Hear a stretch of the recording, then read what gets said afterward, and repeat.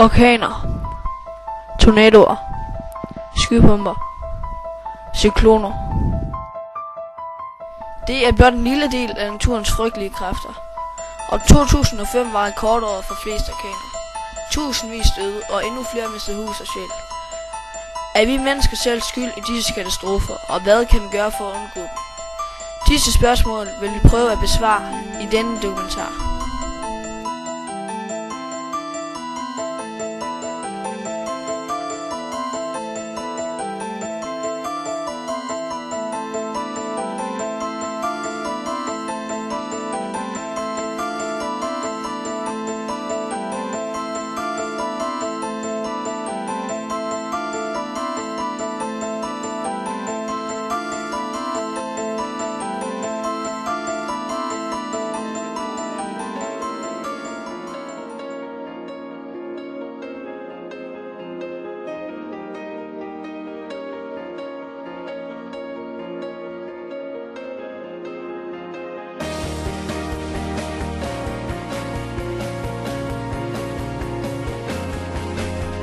En skypumpe er det danske ord for en tornado.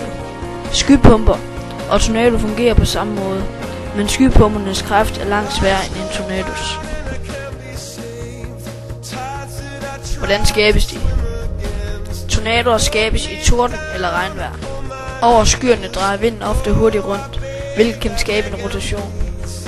Rotationen kan være starten til en tornado, hvis den får nok vanddamp fra havet. Sker det, vil rotationen få mere kraft og begynde at udstrække sig ned mod havet. Jo mere vanddamp der er, jo stærkere roterer den.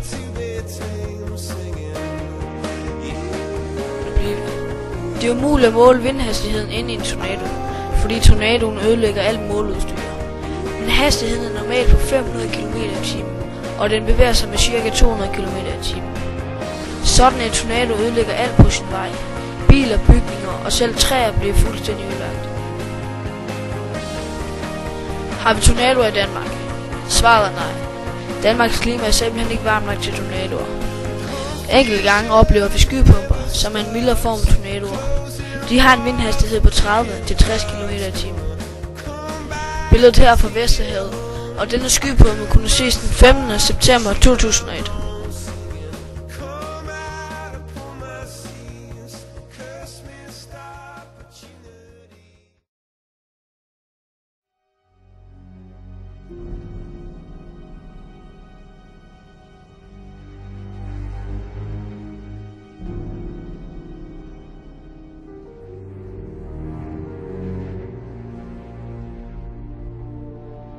Hvad er en orkan? Ordet orkan stammer fra det karibiske ord hurricane, som betyder vindens onde ånd. En orkan er en meget kraftig storm med en vindhastighed på over 33 meter i sekundet.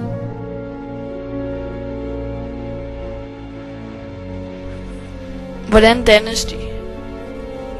Orkanerne starter deres tilværelse over et varmt hav, omkring 26-27 grader. Hovedenergikilden til orkanerne stammer nemlig fra fordampningen fra havoverfladen. Når orkanen får tilført energien, når vand fordamper fra havet, danner den et skylag. Fordampning skal være så kraftig fra havoverfladen for at få dannet en orkan, og det sker kun når havtemperaturen er så høj. Orkanerne dannes kun ved ækvator, da vandet er varmt nok, og der er cirkulerende vinde over skydækket. Hvor lang levetid har en orkan? Det tager flere dage for en orkan at rejse sig fra sit fødested på havet og ind til land. Gennemsnitslevealderen for en orkan er en uge eller to. Der udsendes løbende advarelser, men det er svært at forudsige præcis i hvilken retning en orkan vil bevæge sig. National Hurricane Center i USA holder blandt andet øje med tropiske orkaner på vej mod USA. Hvad skal der til for en orkan skabes? For en orkan skabes, skal havtemperaturen være mellem 26 og 27 grader. Hovedenergikilden til orkanerne er fordampning fra havoverfladen. Fordampning skal være kraftig nok til at skabe et skydække, som senere kan udvikle sig til en tropisk orkan. Hvor store skader kan en orkan forsømme? En orkan kan på en eneste dag frigøre mere energi 500.000 atombomber. Vinden rykker træer op, hiver huse fra tage og blæser biler omkuld.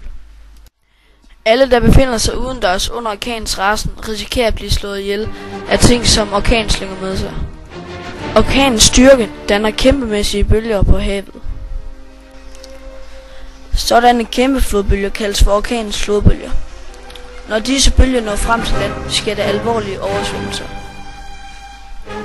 En orkanens flodbølge varer måske kun i få timer, men dens ødelæggende bølge forårsager for det meste alvorlige skader. 9 ud af 10 dødsfald under en orkan skyldes, at folk drukner. Er det noget godt ved orkanerne? Den ting, der er ved det, er jo, at orkanerne er en del af det vindsystem og det klimasystem, som bringer varme fra ækvator op til os. Hvis vi ikke havde den omfordeling af varme, det bliver det alt for kort deroppe. Så den indirekte fordel er der, men ellers er det svært at se fordelen. Så kan det selvfølgelig være en fordel, det bringer vand til området. Men nok havde det været rarere, at det havde været lidt mere jævnfordelt. Hvor kraftigt kan orkanerne blive? Den største, vi har set nu til dags, hedder Gilbert. Den hærgede den mexikanske kyst med over 320 km i timen. Hvis vi kigger i lidt mindre perspektiver og kun ser på lille Danmark, så har vi for et par år siden oplevet den største og mest ødelæggende orkan i Danmarks historie, nemlig decemberorkanen i 1999. Hvorfor er nogle steder mere udsatte for orkaner end andre steder?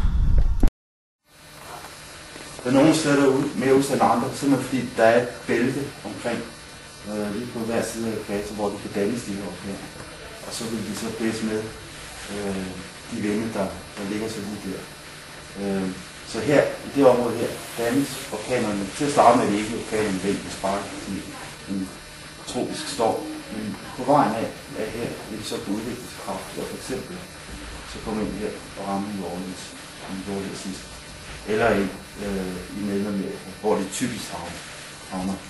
Her kommer det så ind kraft, og det kommer også ind her kraftigt.